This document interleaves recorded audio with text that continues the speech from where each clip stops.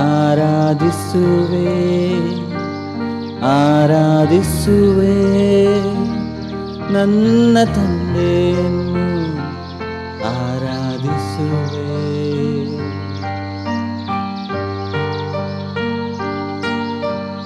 ಎಲ್ಲಿ ಒಬ್ಬರಾಗಲಿ ಇಬ್ಬರಾಗಲಿ ಮೂವರಾಗಲಿ ಸೇರಿ ಬರುವರು, ಅಲ್ಲಿ ಅವರೊಂದಿಗೆ ಅವರ ಮಧ್ಯದಲ್ಲಿ ಇರ್ತೇನೆ ಎಂಬುದಾಗಿ ವಾಗ್ದಾನ ಮಾಡಿದಂಥ ನನ್ನ ತಂದೆ, ಇವತ್ತು ನಮ್ಮ ಮಧ್ಯದಲ್ಲಿ ನೀನು ಇರಿ ಎಂಬುದಾಗಿ ಕೇಳಿಕೊಳ್ತಾ ಇದ್ದೇನೆ ರಾಜ.